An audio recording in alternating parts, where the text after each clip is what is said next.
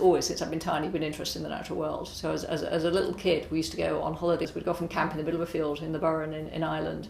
And I used to chase burnet moths around, so there were lots and lots of burnet moths and lots of other butterflies and amazing flowers. And I don't know whether it was that just going there at that time in life, but ever since then it's always been insects as well. There's still, although I do work on birds and mammals and all sorts of things a little bit now, it's still insects I come back to. You just never run out of them. Caterpillars I started earlier on, caterpillars I started rearing when I was about 5 or 6 years old, and I'm still rearing caterpillars on other projects. Those are really fun. I think it's a gene actually if you're interested in natural history. I swear, some people are and some people aren't. I've always been an entomologist. I've always been interested in insects, but I started off as a kind of a medical entomologist in tropical rainforests because I wanted to go to the tropics and it was a way to get out of the tropics. And from there I moved into food webs, and from food webs I moved into pollination networks. The very first grants I got was a little grant from the British Ecological Society to put together the first pollination network. For the previous 3 years I've been working on food webs looking at plants and herbivorous insects and parasitoids out in the rainforest in Costa Rica. What about doing this for pollinators? And there's this lovely paper written in it was 1996, I saw it in the library, saying that what we need for pollinators aren't just these very specific studies with an orchid and a rare bee or whatever, but we need whole networks of interactions. And then this throwaway line that said, of course that's just too difficult to do. And I thought, well actually I've been doing that for the last 3 years in tropical rainforest with a group that's far harder to work on than pollinators, and it's not actually that difficult to do. So I had a couple of field assistants on this grant, and we spent the whole summer out at a field out in Ashton Court outside Bristol, and put together the first quantitative plant pollinator network. So it's a flower pollinator network. And that then just led on to pretty much all the other projects that have happened over the years. And although I've worked in rainforests and Hawaiian swamps and all sorts of places, urban habitats are where I live. So we wrote this grant called the Urban Pollinators Grant, so myself and collaborators at the universities. And for the past 3.5 years we've been asking 3 big questions at the scale of the UK on how pollinators live in urban habitats. If you know where they are, you can do things to conserve them. So the first question was actually asking, first of all, if you look at the whole of the UK, where do you actually find pollinators? Are they in farmland, in nature reserves, or urban habitats? And we simply don't know. There's not been a systematic survey. We chose 12 cities in the UK, so going from Dundee to Southampton to Cardiff, so actually asking, where is the pollinator diversity in the UK? That was the first year. Second year, we beamed in on the 4 focal cities where the universities are based and where the teams actually live. We looked at each city in kind of excruciating detail using census data, because there's some evidence to show that actually poorer areas tend to be better for bees and for pollinators, simply because there's more waste ground for making nests and there's more weeds and things. We looked at all the different urban habitats there are. So we looked at the things you expect, like kind of gardens and urban nature reserves and parks and cemeteries. We looked at road verges, we looked at pavements, because pavements have got cracks in them which have plants in them, car parks and the shopping malls and the industrial estates. The only things we didn't measure were water, so if a river's going through it, but pollinators don't swim, so that's okay.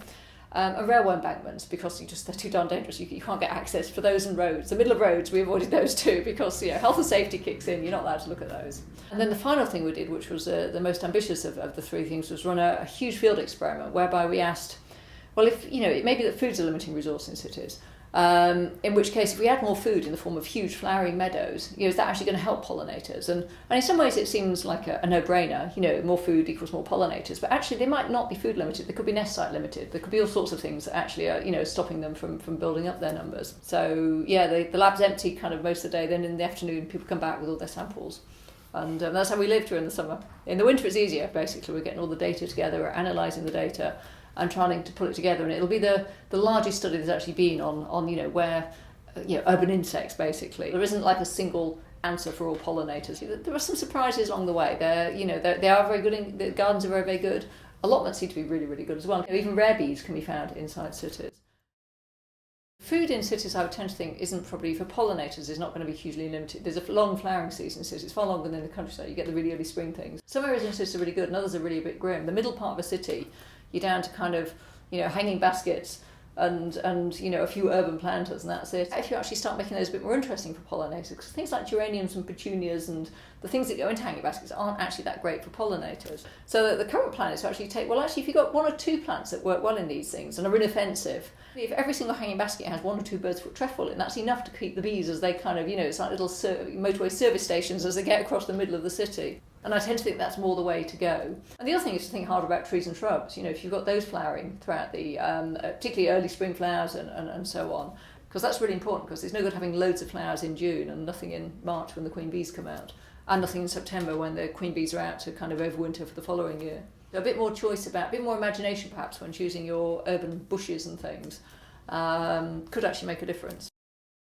You know, I've got leafcutter bees nesting in my greenhouse at the moment. When I go out to kind of watch my grapevine growing or something, they're there and they're zooming in and out, and they're there every year, and that is just really, really fun to watch. What's interesting is they nest in the pots of cactus. There's some cactus on a shelf at the back, in fairly dry, friable soil, I suspect. And every year they nest in the base of those cactus. And they're really cool, because I say you're in the greenhouse just pottering around, kind of taking cuttings, and these things just come by eye level, carrying a little bit of leaf. They fly slowly like this, and it's just amazing watching them. And other insects kind of come in and bash themselves against the roof, and you know, they're really rather nifty. Bee flies would be my favourite group, probably, because they're a bit like highly seasonal fruit. They're only around for about a month of the year. They are just exquisite little flies. Backwards, sideways, that little Harrier jumpjack. Favourite insects. They're cool. One of the reasons is people just don't know about solitary bees. Everyone's heard of the honeybee, and they're actually surprised that there's other bees out there at all. You point out bumblebees, and it kind of dawns on them at some bit they've kind of seen a bumblebee perhaps. But then when you mention there's like, you know, several hundreds of solitary bees out there, their jaws kind of drop slightly, and they think you're making it up or something. So I think a lot of it is just the fact that people don't know they're there. I guess people don't see them as, everyone knows that honeybees make honey and they pollinate things, if they know two things about bees. Bumblebees they might know as important pollinators, but solitary bees are kind of these kind of bit part actors. They don't quite seem to have a job, but actually they're tremendously important in pollination. These are apple crops and so forth. They're important. But I think it's just a lack of awareness. People don't know. So even when you've got beyond the stage where you know about pollinators, people still dismiss entire swathes of entomology as not being important.